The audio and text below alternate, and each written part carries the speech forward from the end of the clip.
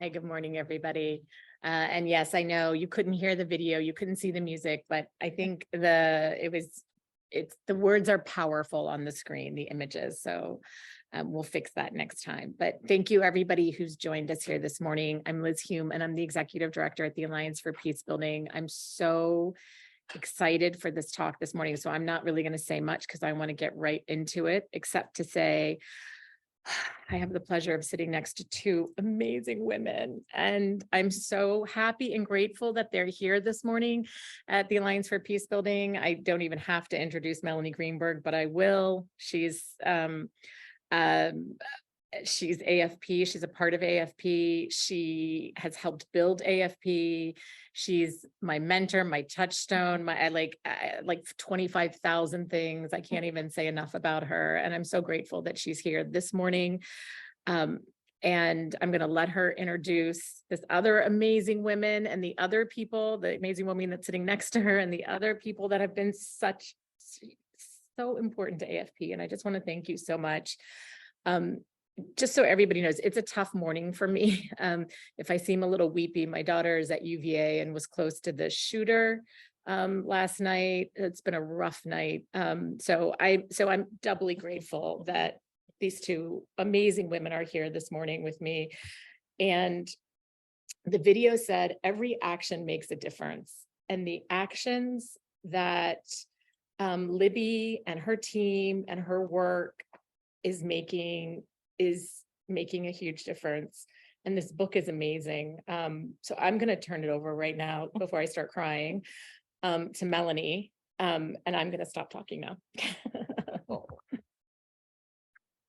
No, thank you, Liz. And my heart is with you and your daughter and the whole community at University of Virginia. And I think as peace builders, we're all here to try to prevent the kind of pain and violence that we're seeing today. And I can't think of a more fruitful and warm environment to be able to have this discussion today, and where tears can also flow freely. So welcome, everyone, and just taking note of a somber morning. But I feel so honored to be able to be here for one of the official launches of Libby Hoffman's just beautiful book. The answers are there, Building Peace from the Inside Out. And for all of us who've known Libby over the years, this book is such a distillation of her wisdom, her poetry, her compassion, and telling the story of her work with you, John, of the work in your country, Francess. And I'm just so thrilled to be able to hold our conversation today. For a brief round of introductions before I start, we are so honored to be joined today by John Caulker, who is the Executive Director of Fambul Tok International, by Francess Alghali, who is the Minister of State in the Office of the Vice President in Sierra Leone. Welcome, Minister. Thank you for joining us today. And of course, Libby Hoffman, the author, the President of Catalyst for Peace, and the author of this beautiful book. And I hope you don't mind if I take a few minutes to talk about my own journey with Fambul Tok and with Libby over the last 12 or 13 years. When I first heard about Fambul Tok and met Libby, and then soon after met John, I thought to myself, for me, this captures why I entered the field of peace building. Because it showed the courage and the imagination of people who've lived through a violent conflict that tore a country and a society apart. And then the courage that individual people showed in coming to reconciliation, using the tools that were available to them in Sierra Leone. And perhaps just a side note to say that when I first learned about this work, it was the heart of what I would call kind of institutionalism in peace building, kind of idea that if you get the institutions right, and usually that's the large state-run or international institutions, peace will follow. And that was ringing hollow for many people who felt that that model really framed people living in conflict as victims, incapable of agency of their own, that outsiders had to come and somehow bring peace.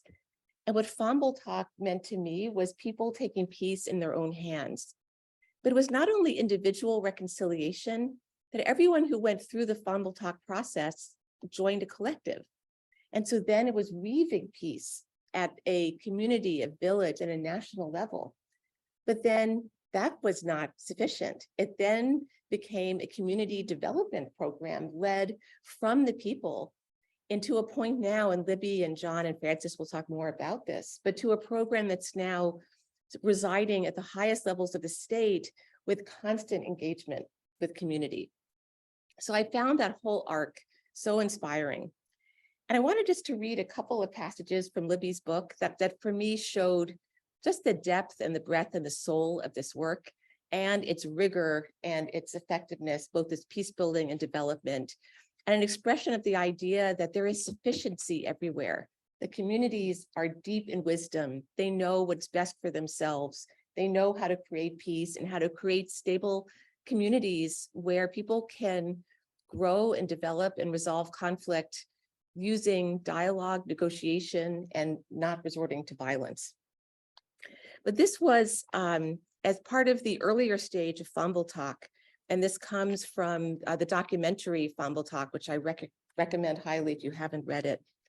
There's a woman who is reaching out to her brother, who is a perpetrator of violence, to come back and to be reconciled. And she says, "I have a message. What I have to tell him, don't be afraid. Anything can happen for us, and everything has an end. There is time for crying. There is time for death.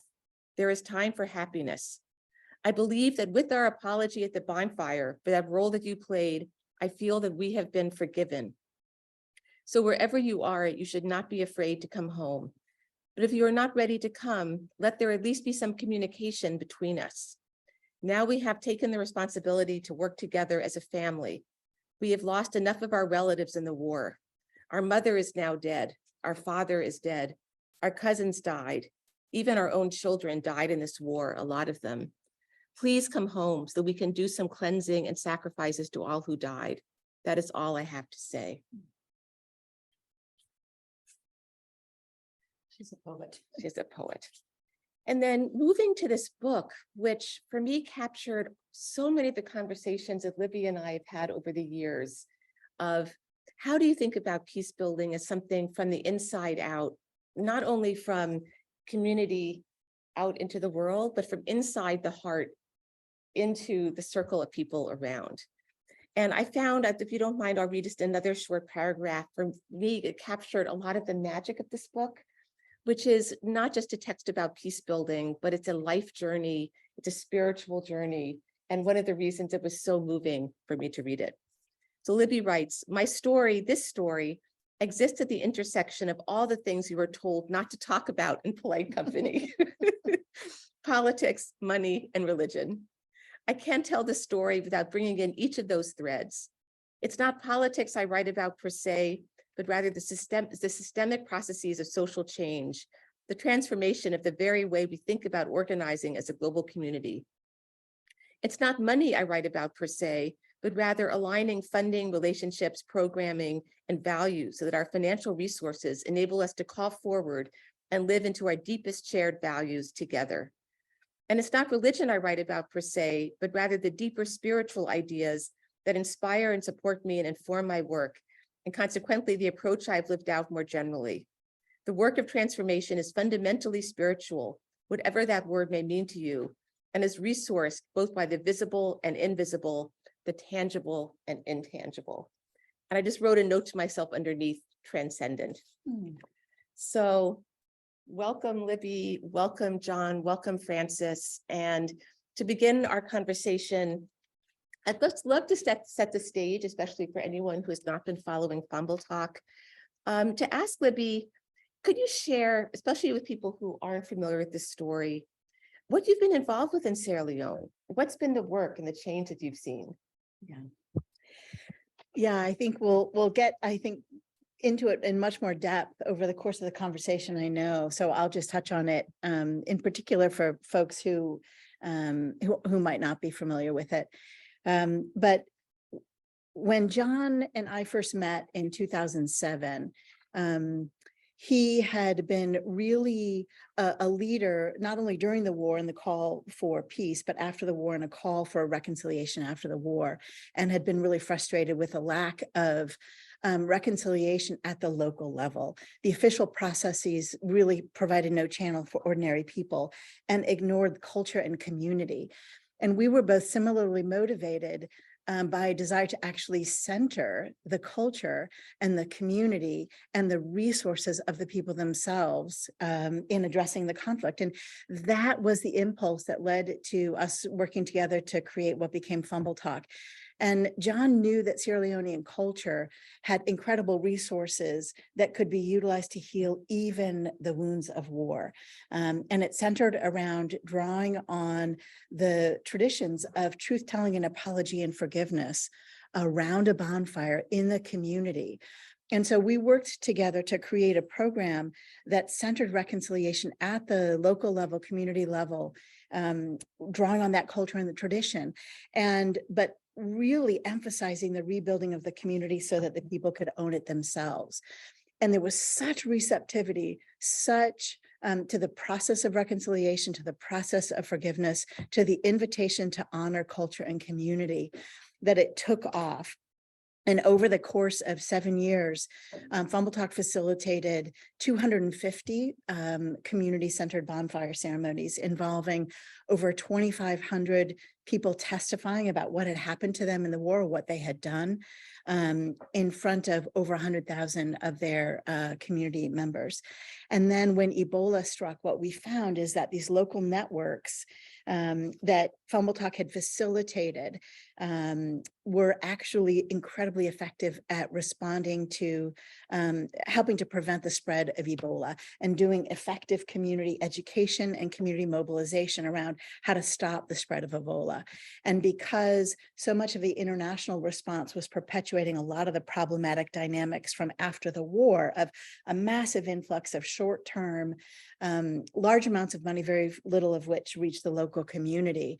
What we wanted to do was to both connect these powerful local networks to the national policy and international response, but also use our now at that point 7 years of experience to shift the conversation and to really invite a different kind of national and international partnership that acknowledged and honored the resources and capacity at the local level, and centered not only recovery, but ongoing development at that. And so we worked together to modify the community mobilization process to be a people's-led, at first recovery, but then ongoing development process. And as the government saw the impact and effectiveness of it, the government has since adopted a national policy framework to take this community mobilization process and put it at the heart of the national development process. And so it is now the One Fambul National Framework for Local Governance and Rural Development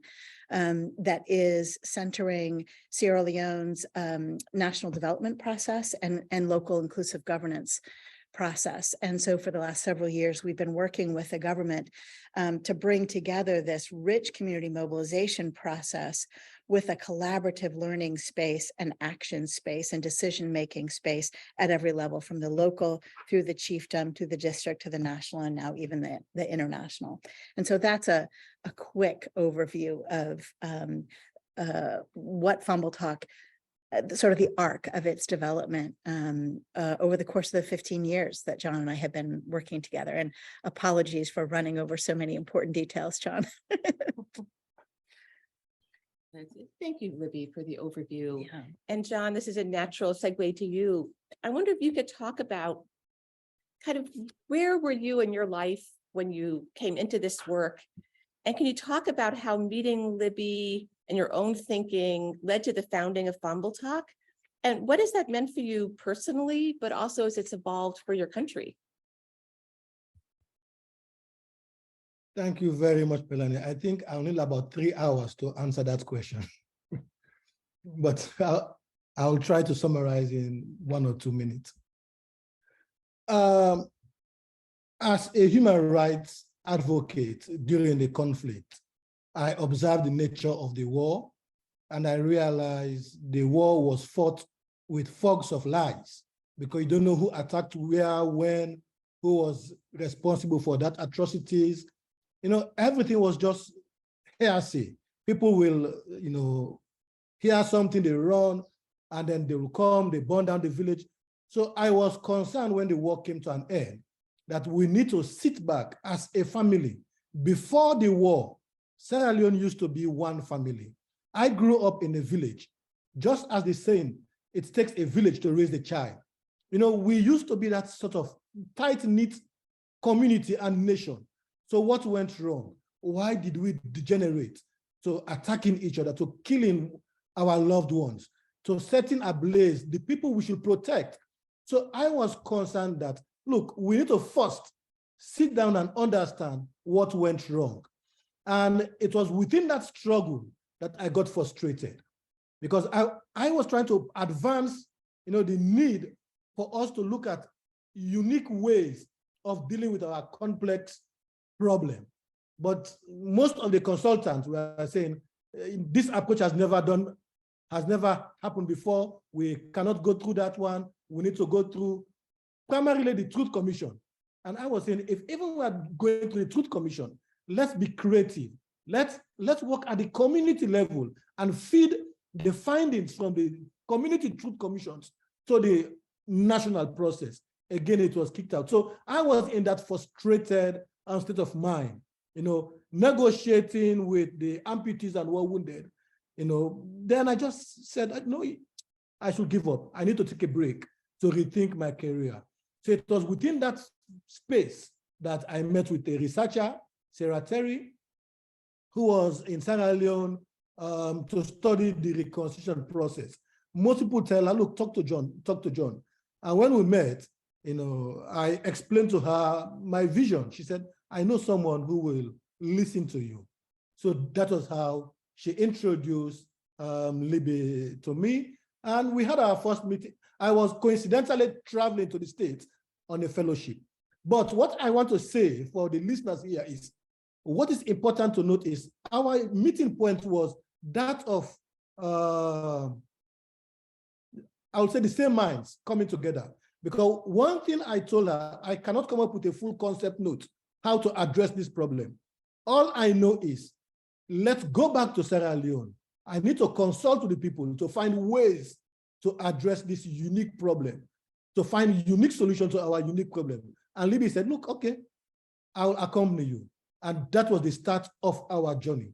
And I believe, you know, the starting point laid the foundation, because we did not come up with metrics, you know, indicators. I said, look, let's go back to Sierra Leone. Let's consult with the people. A, do they want to reconcile? How do they want to go about it? What exists? And Libby was willing to listen. And I believe that was the foundation. We started this program with that approach. Let's listen. Let's accompany the people. Let's work with the people.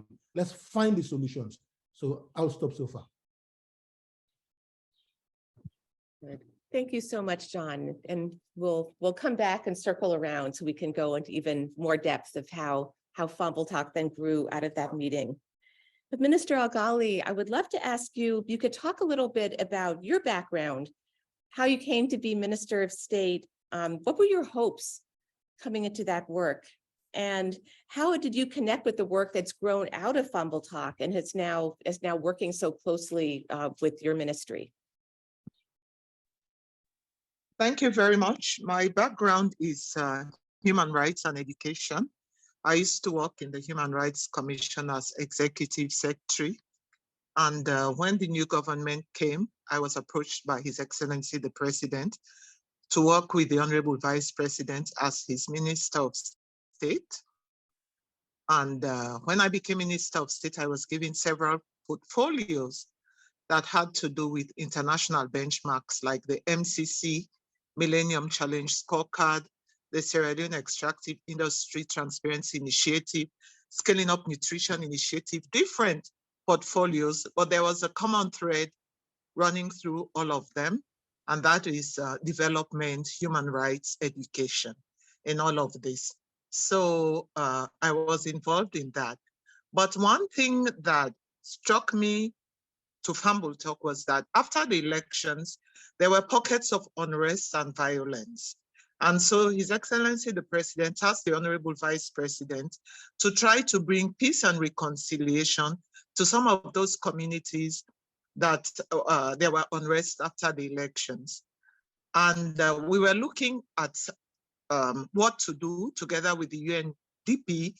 And His Excellency, the President, was also part of civil society. And then he thought, maybe let's call John and Fambul Tok and see how he can help. So we invited John to the office. We spoke to John, and he mentioned about Fambul Tok, and he shared some of the work that he had been doing with us.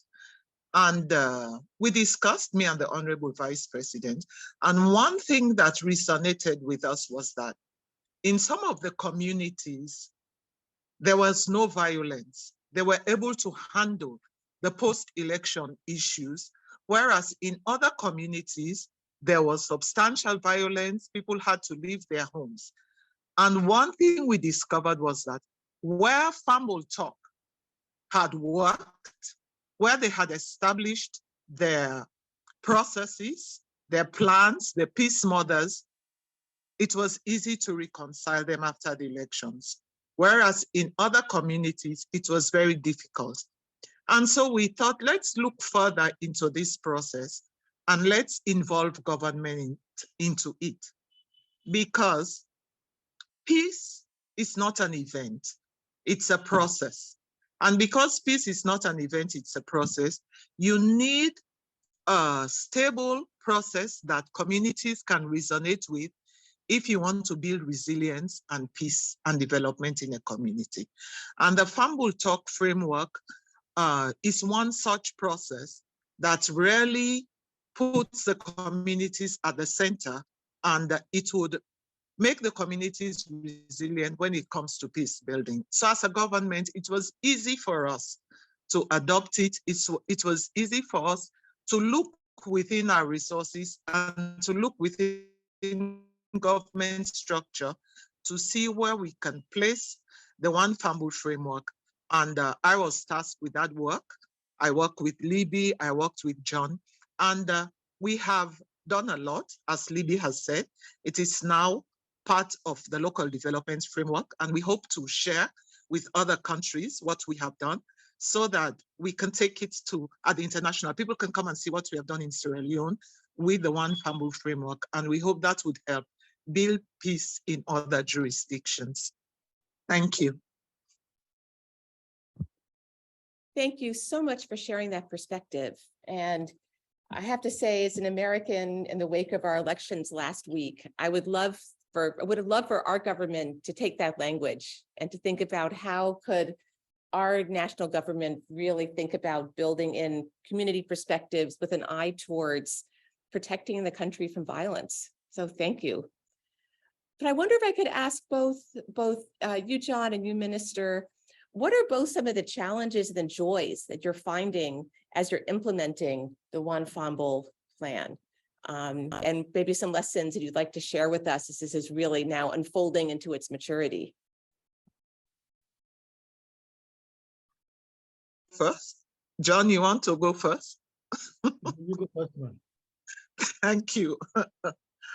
One of the challenges, I believe, is the way government works,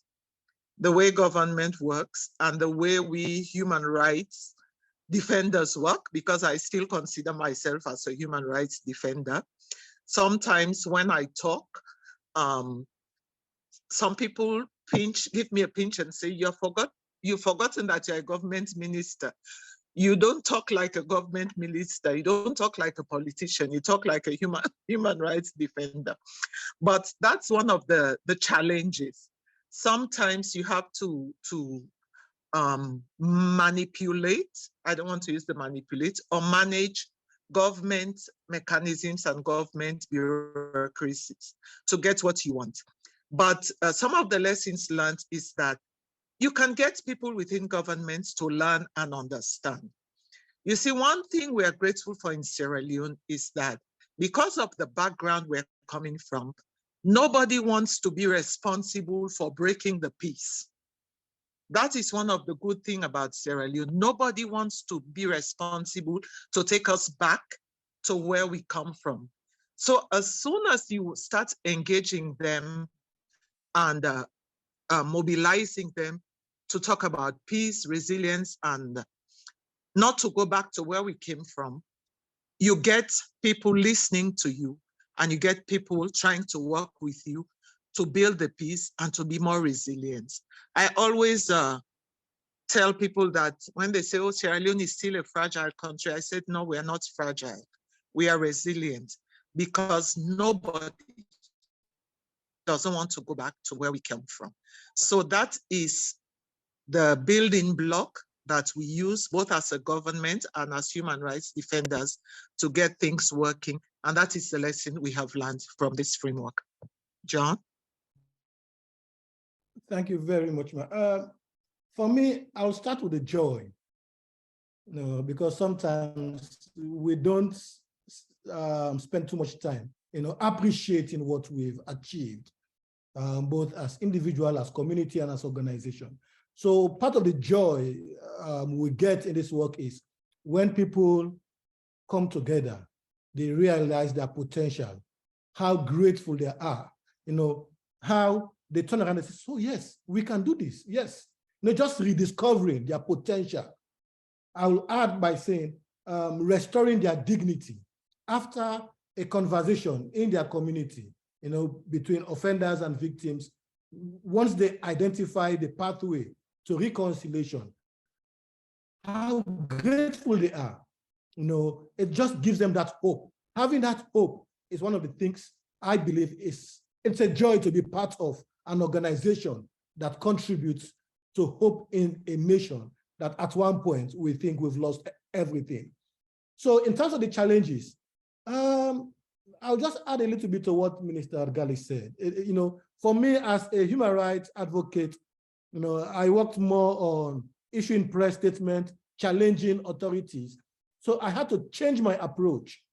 Instead of speaking for people, issuing press release, condemning, I said, look, we need to work.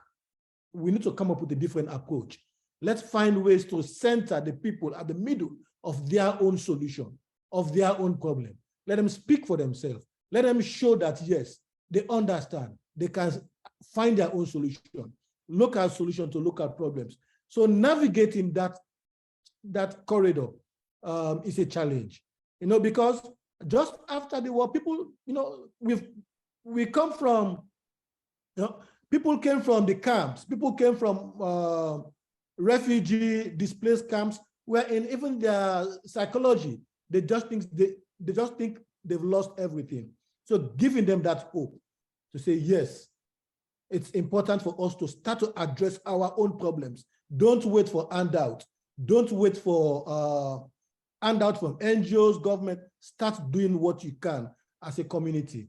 It has been a challenge, and also explaining to my colleagues that our approach is we go to communities. We don't wait for communities to come to us. We don't invite communities to the big towns. We go, we sit with community members. We have that conversation under the tree, in the safety of their community to find solution to their problems. That was both a challenge and a joy. In terms of lessons, I'll just turn over to what Libby wrote. We should go into these communities with a lens that, yes, the answers are there. You are not going in to fix their problem.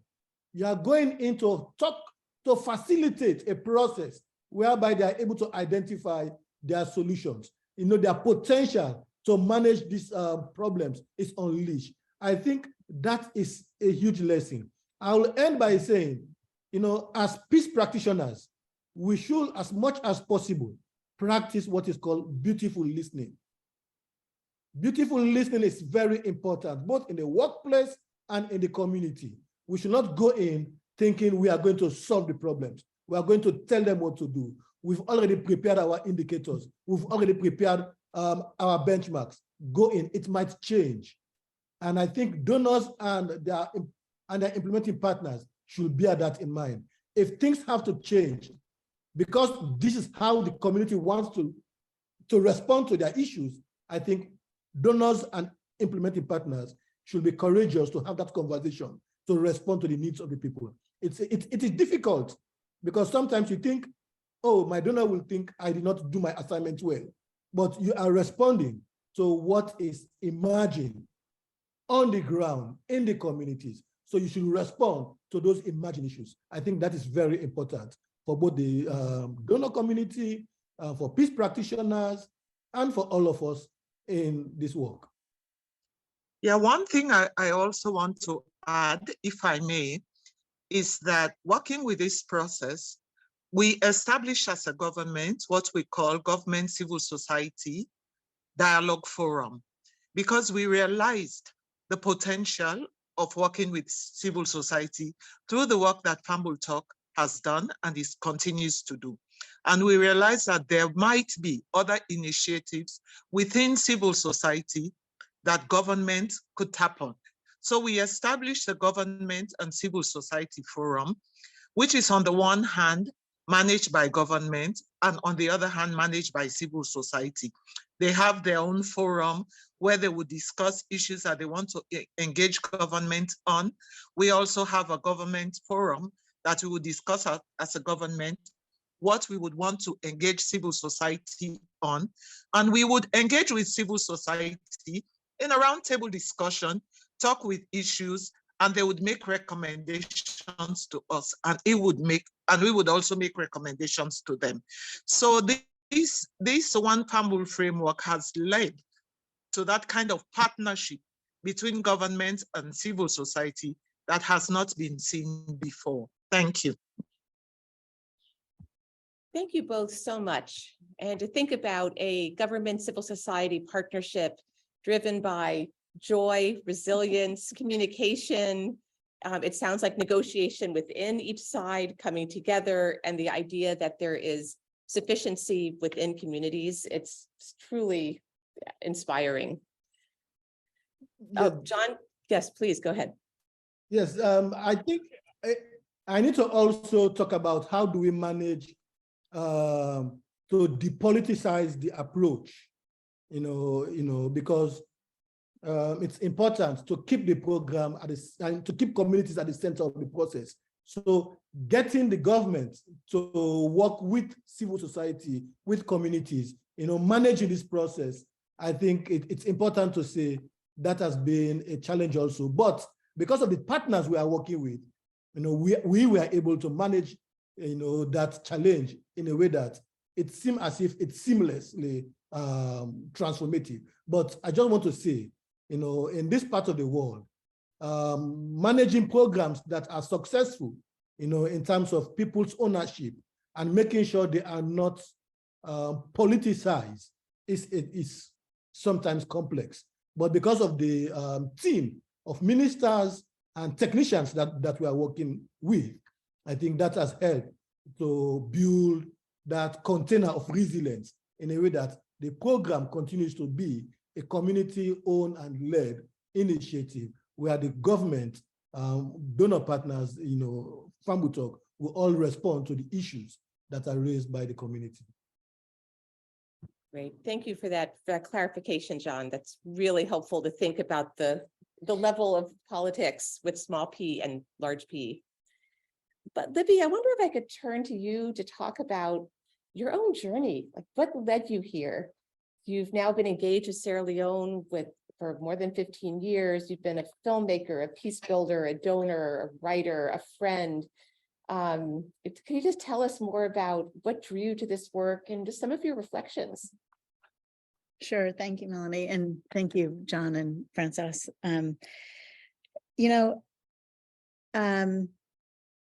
When John was talking about the transition that he made from creating space, from speaking for people who don't often have a space to exercise their voice, to creating space for people to speak for themselves, that's a fundamental impulse that that I have had, and I would frame it in slightly different ways, but through all my life. I feel like, having gone to graduate school at the time that the Cold War ended, and where the nature of conflict changed, and I felt like the people most impacted in mostly civil wars were ordinary people, and they were not at all involved in the work of the rebuilding after. And I felt like it was just a wasted resource, that people as people are not only most impacted, but have the most potential to actually lead sustainable change. And you were talking at the beginning about within the field how there was a focus on institution building in a way that missed a lot of the deeper substance and opportunity. And I have this system part of me that resonates with that, but also, I feel like my interest was in how do we create space for people as people, the people most impacted by conflict, to be the ones who get to lead in rebuilding afterwards. And how do we do it in ways that aren't just isolated and episodic, but systemic? So it's not so much institution as it is the system. What is the system that supports people? The title of the book is The Answers Are There, and John was alluding to it. People in community have the answers, but how do we create the space that allows those answers to come forward and that leadership potential to come forward? And what I found is that a lot of the frames that we bring to the work as peace builders, or whether it's as funders, as peace builders, as policymakers, ignore the potential that is there when we're rooted in an approach that's about solving problems. And then you're starting with the problem. And I've always been oriented towards flipping that and saying, how do we fulfill the potential? Where is the untapped potential? And how do we create the space that releases that potential? You can't release potential, fulfill potential without solving problems. You have to solve the problem. But how do we build the spaces that allow it to do that work? And I, when I was in my late 30s, well, I had left academia because I was much more interested in oriented towards activism. I wanted to do the work and I wanted to help others do the work. And not long after that, when my dad took his company public and there had been stock in my name, all of a sudden I had $20 million that I put in an endowment, and I could say, now I get to actually help to create the work that I think the world most needs. And as incredible an opportunity that is, it's also really daunting. And what I realized is that in the field of peace building, funding was often a huge part of the problem. Our funding structures were geared, there was a lot of great work happening locally, but most of it was isolated and episodic. And what I wanted to know was, how do we do this work in ways that are more systemic, and what are the, as I was saying before, what are the systems that support it? And so I've taken the kind of unique approach with my foundation of deciding to go, not to do fewer projects and to go deeper and longer term, because I felt like the only way to learn how to do that was actually to do it. And so the partnership that I've had with John in the 15 years that we've been working together in Sierra Leone have really been about, how do you grow a system that supports human potential in community over time? And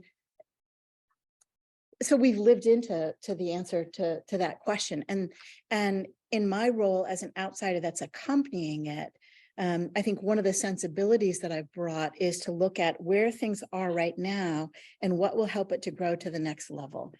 And I've been a big believer in narrative storytelling. And that storytelling is not just a way to tell other people about the work that you're doing, but it's actually part of what helps the work to grow in and of itself. That really strong narrative storytelling can function as a positive mirror. It can reflect back to a culture, the society, the strengths that it has, or to people, the strengths that they have, and help to magnify that growth. And so that's a question that I brought in an orientation, is how do we magnify the good that is available in community? So strong storytelling was a big part of that.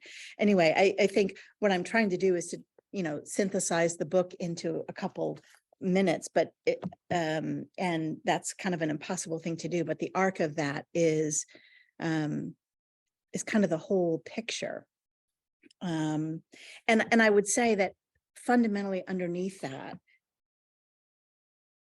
is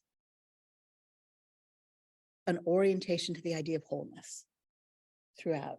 And that for me is, I think, the essence of how the spiritual dimension has come into it for me. wanting to be and bring my whole self in my work, wanting to imagine a system that isn't rooted in fragmentation and domination, but in wholeness and mutuality. And how do we, I think of wholeness as this already not yet idea. How do we work from an understanding of a system that is whole, even while we're facing brokenness, whatever the form of that is that we're facing? And that is, in a lot of ways, the spiritual discipline, I think, that has run throughout my work. And in particular, John's and my work together in the context of our work with Fambul Tok. I'll pause. Can I just ask one question?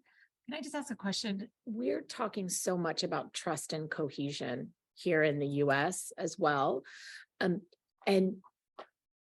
the work that you all did through Ebola helped COVID so much. That's what I kept thinking when I was reading this book. And if you have not read this book, get this book, read this book. Because I just want to say one thing. I mean, one of the quotes I gave you is, this book is well timed, and if the lessons are followed, it could positively impact donors' proposed locally led policies and approaches. We talk about locally led, in this book, this is how to do it. So this book could not be more well timed to promote, to show how it actually practically can get done. So I am so excited for. But trust and social cohesion, we have an incredible breakdown here in the United States, actually 14 years of declining social cohesion. How important was that for this work? And how do you think it helped? Yeah. I would say a couple things. First of all, one of the things that jumps out to me in listening to you, Liz, is the centrality of relationship. And one of the things that we have worked hard at, John is a master relationship builder, and we have invested a lot of time, not only in our relationship, but in the space for relationships within the communities.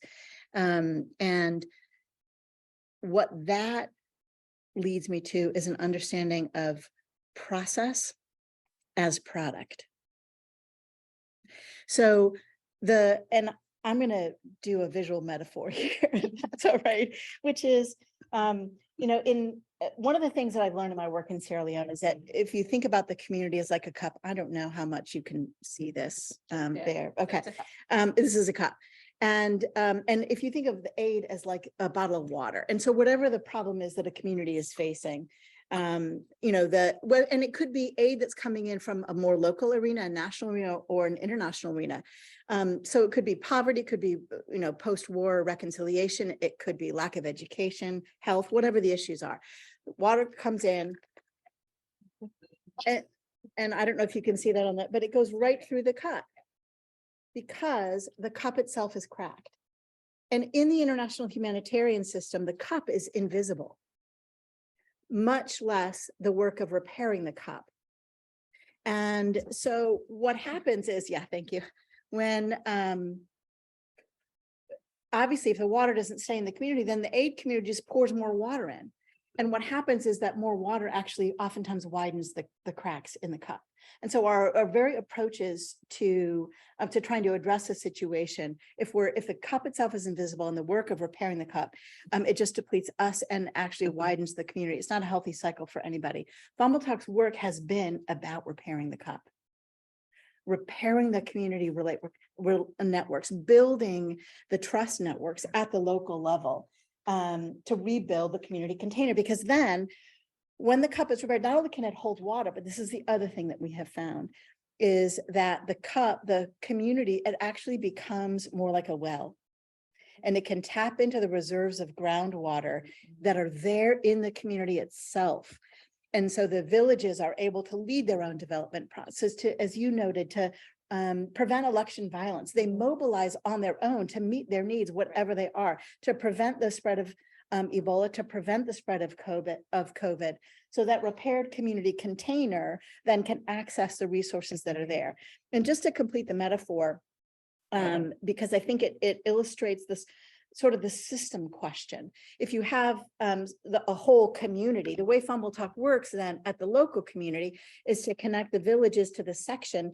And so you have sectional level, and then you have that building to the chiefdom level, which is like a county in the United States, supported by the chiefdom, supported by the district level, and working and building inclusive processes at that level, supported by the national. And then if my international bowl weren't filled with water, I would hold that up. That's the other bowl, the international. And so the vision is that actually every sector, every level is its own bowl that has cracks that needs to be repaired. But you'll notice in this system, if you envision the international system as a system of nested bowls, there's no top down, there's no bottom up, there's outside in and there's inside out.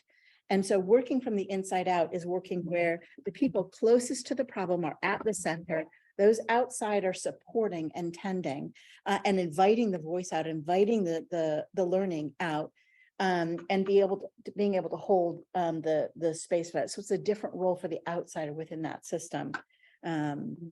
Also, but all of that is rooted in an understanding of the centrality of relationship and of collaboration, and its process, not only that repairs the cup, but builds the linkages between the different bowls.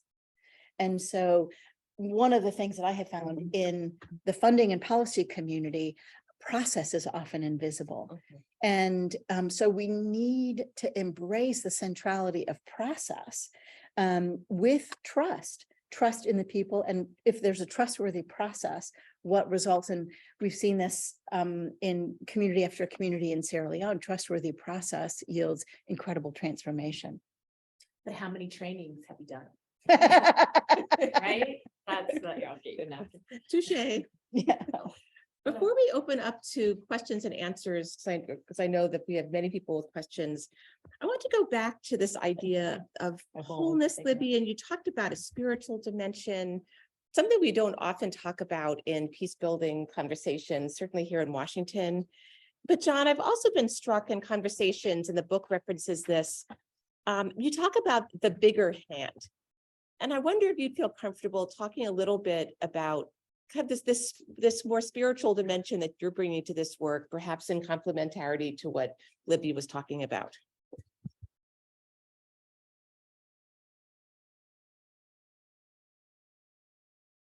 John, you should unmute yourself. Yes, thank you. Before I respond to that, I just want to say building trust is very much at the center of the work we do. How do you get communities to develop trust, both as practitioners and as community members? But now coming to the question, Melanie, this work for me, sitting here, with all that we've achieved, I will humbly say this, that I'm not sure I have been leading this process or this work. My inner self tells me I am a tool that is being led by the bigger hand. And the bigger hand in this context, we refer to God. Because, from the start, the way the program unfolds, the way the people, it's as if they were just waiting for this opportunity to be asked, do you want to reconcile? How do you want to go about it? So we allow the spiritual dimension to lead the program. In a way, we say it's an emergent design. We go to communities, we ask questions, we sit down, we talk, and they tell us what they want. We discuss, we find ways to respond to their issues. The fact that I believe that this program has been largely led through the bigger hand, that is God, from time to time, giving us directions. Even things like how we manage to keep the program from being politicized. Most people will tell you, you will never run a program in Sierra Leone for 15 years, and you think it's not been politicized. Well, at least in Sierra Leone, we have two major parties, but we've managed So keep the people at the center of all of these. And I can say it's not because of our skill or our knowledge, it's because the bigger hand is guiding the process. So it's within that context, because, you know, like many other heads of programs, you know, we have the ups and the downs. You get to a point where you think, you know, I'm done. This is the end of everything. But then something miraculously happened. So you trust the process. You trust the process. You trust the people. You trust the leadership in communities. Our role is to accompany these communities from time to time, to create a space for them to identify their solutions, to lead their own processes. So my answer to you basically is, all I do in my life, I just believe I am being shepherded by the Lord. I'm being shepherded by the bigger hand. And I always listen to what next. And I am humble and courageous enough to say, I listen and I follow instructions. That is the guiding principle so far. Again, thank you for sharing that, John, and that very personal view, which again, I don't feel we get to hear very often. I would love to open the floor to questions from our guests who are with us both in person here and online. I have one that came in and has been seconded by a few attendees. So in your work, Libby, have you come across people who could not transcend or process deep emotions, identities, wounds in order to constructively engage in the community reconciliation process? And how did you handle that? And how did you respond to that? And similarly, we had a question saying, you know, an attendee from the Movement for Communal Development, they referenced that like in Western rationalist culture, it's not considered polite or advisable to talk about religion. Her organization references this when we recommend that all work should start with the heart. And we say we need to get the intangibles in place before we can get the tangibles in place. What are some ways you all have used to break down these kinds of social and cultural barriers and assumptions? So feel free to answer whatever order you prefer. Yeah. Great. Those are both great questions. And I think, John, you can probably talk to the first one even more effectively than I can, just from those experiences, but and from the community experiences. I'll start with, you know, the second one first, which is I'm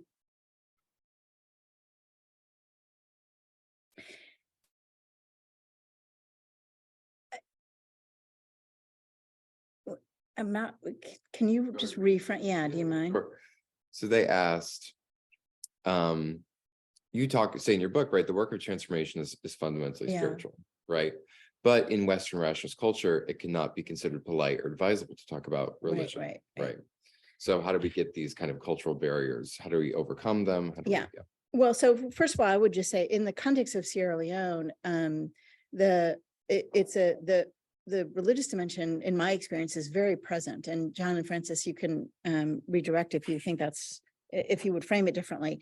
And it's there's a slight majority Muslim, but there's a fairly even split between Muslim and Christian, and every meeting starts at the community level starts with a prayer. So that's just a part of that culture. The Fambul Tok process, though, has been about not imposing any particular kind of religious belief or spiritual perspective, but really asking the community how they want to handle it. And within a community, there can often be different ideas. And so a part of the Fambul Tok bonfire ceremony, for example, was the cleansing ceremony, which comes from Sierra Leonean culture. And some communities wanted to adopt to bring back a sacred rock in their community, or a place where that was sacred to them, where they communed with the ancestors. Others wanted the cleansing ceremony to be in either a mosque or a church. So it was really left up to the communities to decide. And then I would say, for me individually, because I have a fundamental unwillingness to force anything on anybody at the level of the sacred, although I'm not sure what we would consider not sacred at a certain level. But one of the ways I talk about things, or I think about things, is at the level of values and the level of ideas. And so this idea that the answers are there, to me, that's actually a fundamentally spiritual idea. And so, and that people have the resources that they need. Yeah, so I think there's that invitational dimension of it and the communal dimension of it that are critical. I think not imposing anything is a fundamental value, and so our commitment to values would support that way of engaging. I feel like there's a deeper way to answer that. I wonder if John or you want to jump in, either on that or on the. And I would just say, in line with the not forcing, same thing. There were, well, here's one of the things that I've learned from Sierra Leone is the importance of the community dimension in the reconciliation process. Apology in front of, acknowledging what you've done in front of a community is completely different than doing it privately. And because the community is there to support you. And again, nobody is forced to either acknowledge what they've done or offer forgiveness. And the community is there to support and sustain the person wherever they are, whether they're a victim or a perpetrator. So that was a core value of the bonfire process. John, do you want to jump in with more on that? Yes, I'll jump in on the first question. If we've had any instance where people are not willing to engage, I would say yes, we've got some instances, but what they wanted was the whole truth. In some cases, I'll give an example. One woman who was raped, her son was killed. Then the perpetrator at the bonfire did not explain the detail. He explained the surface and then apologized. But the woman said no. She wants the whole truth. People around should know what he did to her. So because the line was long and others were waiting to tell their stories, to apologize, so they had this back and forth, and the woman refused to shake his hands. That matter was referred to under the peace tree for them to continue the following day. And until that man explained all what she did to the woman, that day before she was willing to shake his hands and commit to taking the journey to reconcile with her. I also want to say, for us in Sierra Leone, and I think largely in Africa, we have this, we have a community that supports us. We grow up in communities, we work around communities, which is not the case in your cultural setting. And I think for academics who are listening, this is one area that we need to explore, which does not mean that this work will not be applicable in your context. But for us, it's, it takes the community to engage, to talk to one person. For example, when I tell my story, the following morning, I'm walking on the footpath to the stream. Someone will stop me. I say, oh, I had it last night. Oh, I'm so sorry for you. It's okay. God is in control. That conversation builds on hope. We move on.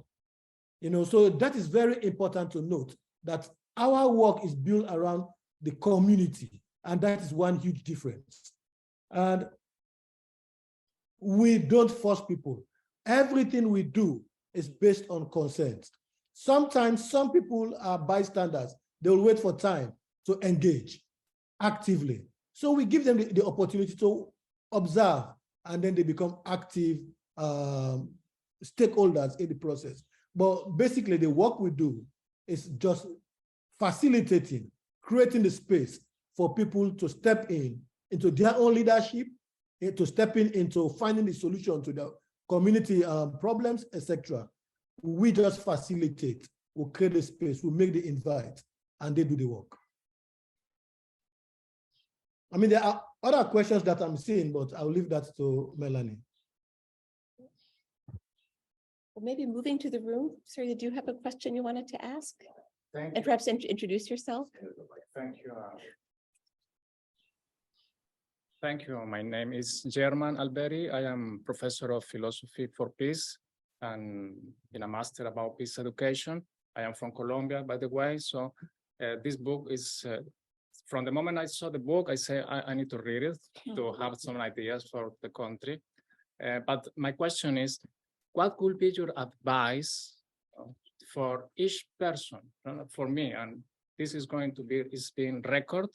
So let's say that everybody's going to listen this. So your advice for each person in order to build peace, and in order to, for example, here in the United States, to have peace, to don't have more polarization. Your advice to each person. So you say, based on my experience and myself, because I noticed that you do this because you have something inside, no? It's not like a corporation, but you feel something. So your advice based on your experience and you as a human being, as a person, what would you say to each person to help us to have peace inside and in the country? Thank you.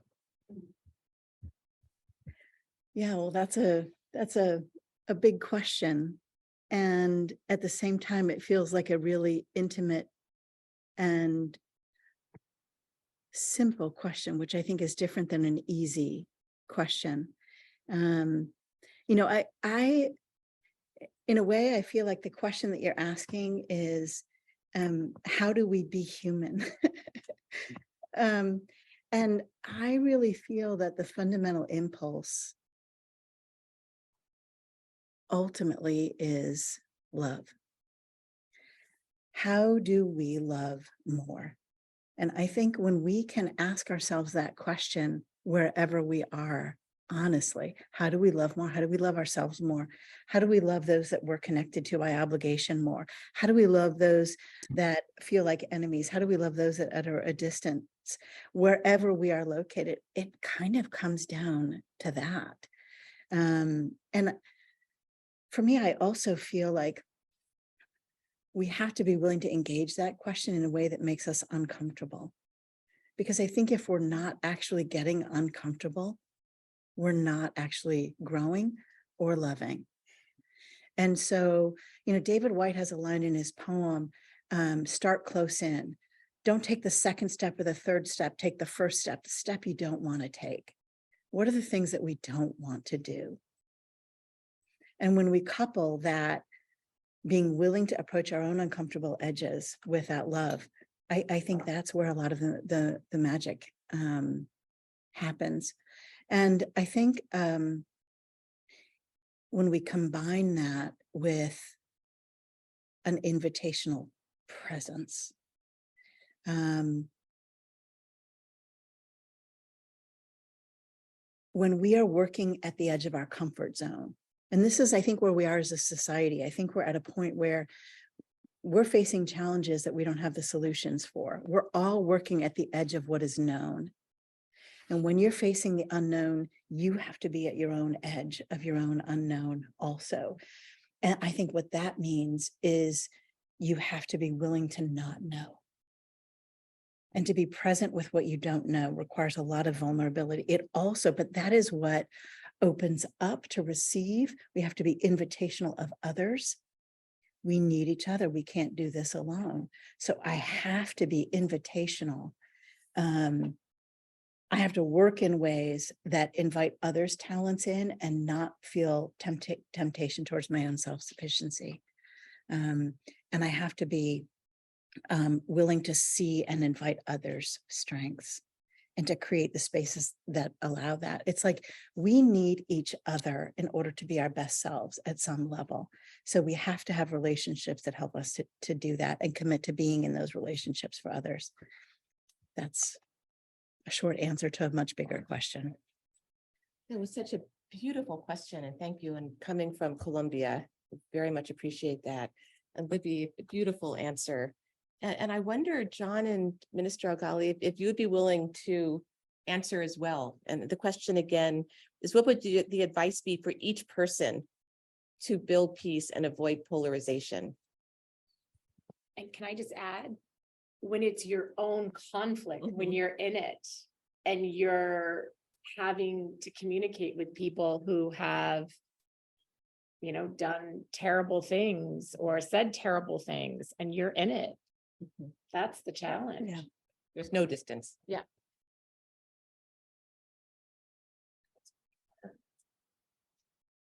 Mrs. Alghali, go first.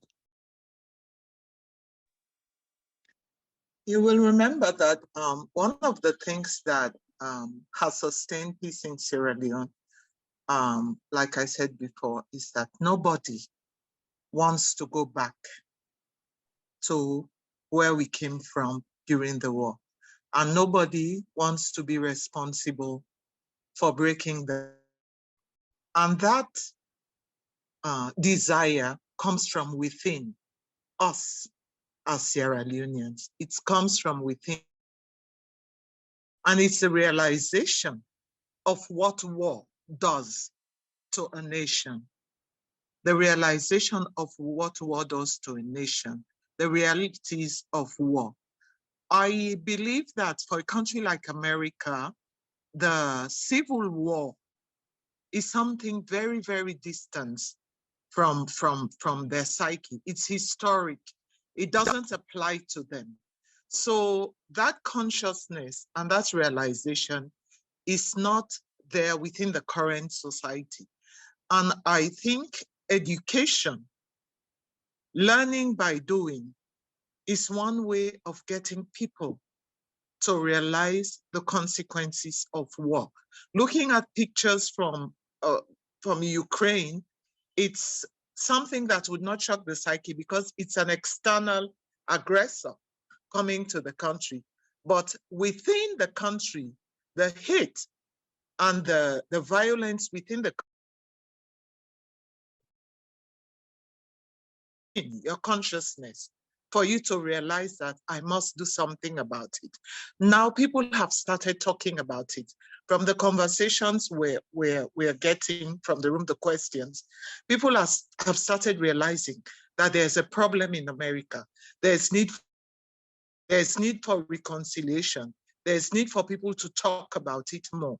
And by talking about it more, it would help. One thing also that the One Fambul framework has done is to place women in the center of the peace process. I think realization of the role of women and placing women at the center of the peace process is very, very important.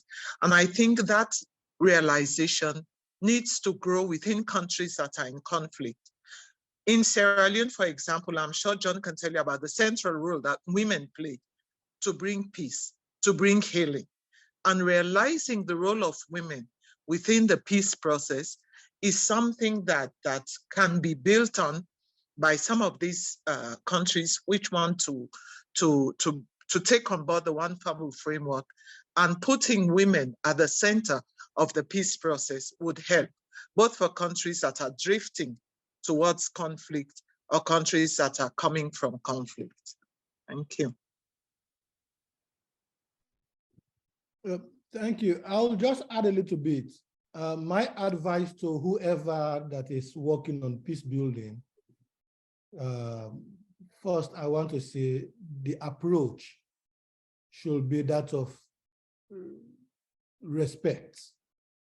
You know, if you are going into a community or you are talking to someone, I think if you approach the individual or the community respectfully, you get their attention.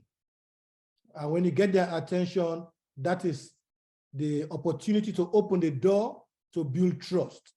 So respect and trust are the two ingredients that we have to work on in order to have a sustained peace building engagement. So that is my advice. You know, if we can just avoid a situation wherein we always go to communities, we go to countries, we go to states as experts, we go with the solution. We've read it here and there, this is what to do. but you go in, you trust the people, knowing that the answers are there. All you need to do is to facilitate that conversation, talk them a little bit through it, get them to believe in themselves, and get them to explore all the different options. They will identify their solution. So respect, trust, and confidence are very important ingredients in peace building efforts. Thank you. Okay, Thank another you. question. So we had a question from an attendee that said, so much of the international democracy and governance work is based on the premise that service delivery is what will bring peace and stability. How does the Fambul Tok connect to this premise? Yeah, this is a question we're in the middle of figuring out as we work with the government on the national policy framework. And I have problems with the language of service delivery. So because it is important, there is a rightful role of government, both in service delivery, both international and national. And it's within an outside, if it is within an outside in framework that feels that is partial, where there's only, if it's within, so right now, I think in the humanitarian system, there's a dichotomization between need and resource. And if this idea of service delivery is happening within that assumed dichotomization, these people are over here, these communities are the ones that have the need, these people over here are the ones that have the resource. And then you're ignoring the resources that are over here, and you're ignoring the need that is over here actually too. And you're perpetuating the lack of attention to repairing the cup. So again, I go back to process as product. And we're doing this dance with the national framework implementation because the community mobilization process that's at the heart of it is bringing the communities together to meet their own needs, to identify their needs themselves, to work for them together for themselves, and then to ask for what they need that they're not able to themselves. And so it's really what we're trying to do is to use that phrase of service delivery within an inside out framework where the communities have already defined the need for themselves. Who's defining the needs, I think, is a critical, and who's defining what the resources are, what the services that are desired are. Because within that context, if you can go through this process that puts communities in charge of their own agenda, then service delivery comes out of the community's own initiative, and it's fulfilling a sectoral role that feels appropriate and not impositional. And I would say one key to that is actually building collaborative decision-making space at every level. And that sounds like a technical answer, and it is, but in our experience, when you have collaborative decision-making capacity ensconced at the local village level, at the chiefdom level, and at the district level, then those are all, it's like building up muscles that then redirect any aid coming in, whether it's coming from the government or the international community, to know this needs to go towards what the people have said they want. And so that's.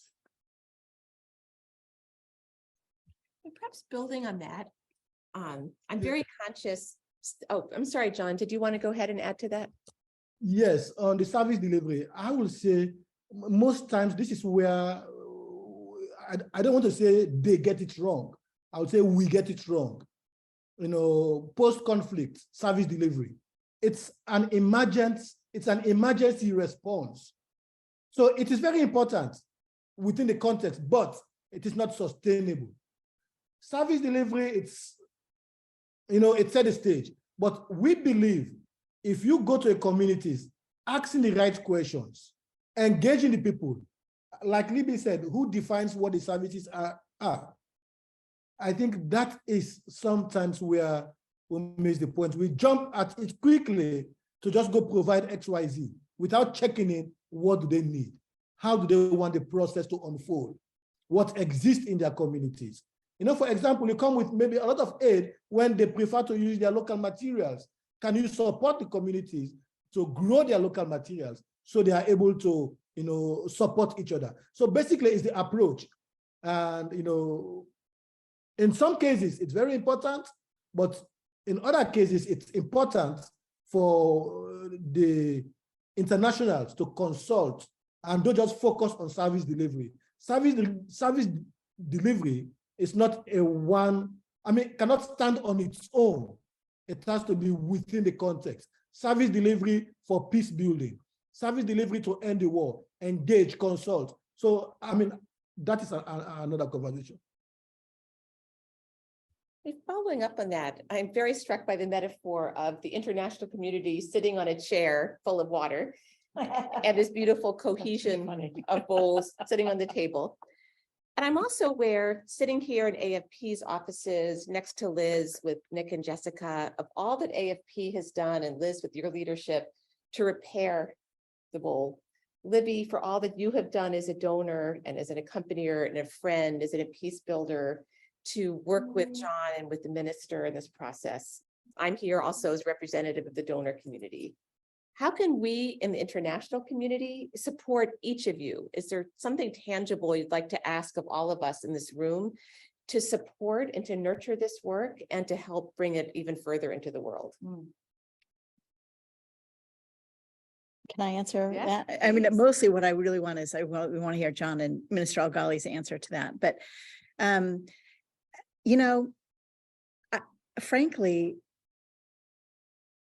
and I don't mean this to be disingenuous, but what I would love to have people read the book and just have conversations about it. I think, you said something, Liz, at the beginning when we were here that you want to go back and reread it. There's a reading it for the story, right? But then there's a rereading that's like where you're looking at your own thought. And to me, those are the spaces that I want more of. For those of us in particular that are in the United States or in Western countries, in context, where we're in policy context, we're in funding context, what are the spaces where we can look inward? And what are the spaces where we can tap into different kinds of imaginative possibilities, where we can actually do what I was suggesting with you is work at the edge of our own discomfort. And how do we actually step into that with honest vulnerability and creative possibility? And so I think we need, let's have some book clubs. But it's, Love that. can I just say it's more than that? Yeah. Yes. But the answers are there. This is, again, we put out a policy on locally led, like what it means. And I call it the unsexy things that have to change. Procurement, how things are funded, just as some examples, but the answers are there. There's so many practical examples to say, this is how you do it, because in some ways it's very conceptual still. So that's how I see this book being used and put actually into the policies. I think we're in a time where, like, Adrienne Marie Brown has this question that I love, which is whose imagination are we inhabiting? And I think we're still inhabiting a Western colonial imperialist imagination. And that the work of getting out of that is both practical hands work and it's also inner work, right? And so if we're just trying to patch a system that's still within that colonial imagination, that's a huge problem. So I think what we need to do is allow ourselves to imagine something different and imagine what it would be like to actually work from within a system that is whole, where there's mutuality, where we are present and honored as people, and our potential is where how do funders step into their potential is as critical a question as how does the community of Bandu in Kailan district in Sierra Leone step into its potential after it was ground zero for Ebola. If we can ask the same question that a village in Bandu can ask, then I think we're on the right track. And so how do we really step into what is a different imagination?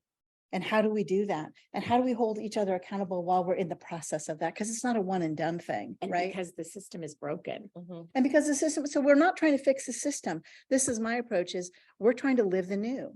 So how do we live the new now, right from where we are? There's a lot of accountability in that, and we need to build in the structures of accountability for ourselves in those conversations. Great.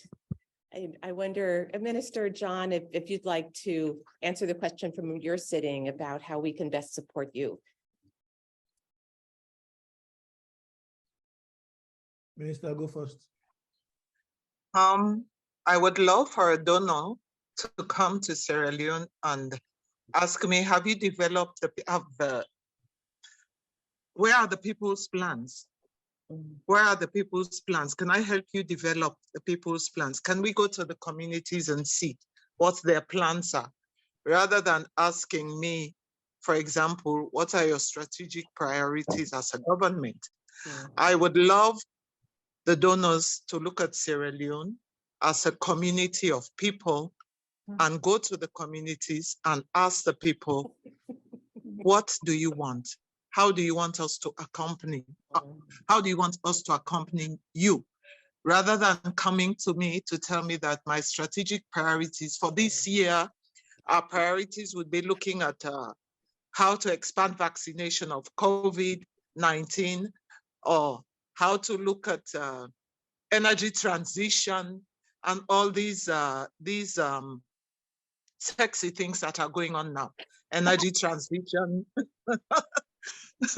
carbon footprints and all of that. When you go to my village in Kobotuma, if I talk about that, that's not their priority.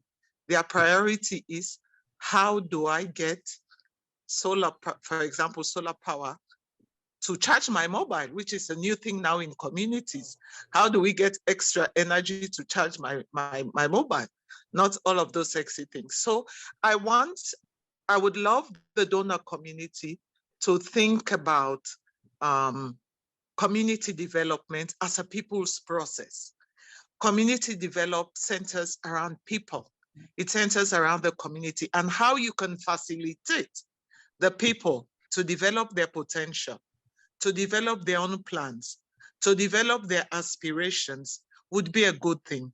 I would recall the last meeting we had in Kono, the last workshop we had in Kono. One of the women who came from Kono, one of the things she told us was that, now I can come out to my meetings without my husband giving me any problems. My husband doesn't ask me where I'm going. My husband supports me to come to meetings. And I turned to her and said, please tell me your magic so that I can get my husband to also support me in going for these meetings. That is some of the potential that we want donors to look at in communities, not come with these tailor-made ideas about what they want to do, but ask us, what do the communities want? Go to the communities and ask what the community wants, rather than coming with a baseline survey that has been done maybe 10, 15 years ago. That's what I want. Preach it, sister. Yes. Much cheering. Nothing to add to that. Well said. Well said. And we are at time, I'm afraid. I really feel we should have had days together. I want to thank you all for joining us in this conversation today. Liz and the Alliance for Peacebuilding for hosting us. Libby, John, Minister Alghali for sharing your wisdom. Libby for writing this transformational book. I love your idea of book clubs. And we will look forward to continuing our conversation and to nesting all of our bowls together. Thank you. Thank you, Melanie, for your excellent facilitation of this conversation too. And thank you, Liz and team. Yeah, You. Thank Goodbye, you. everyone. Thank you.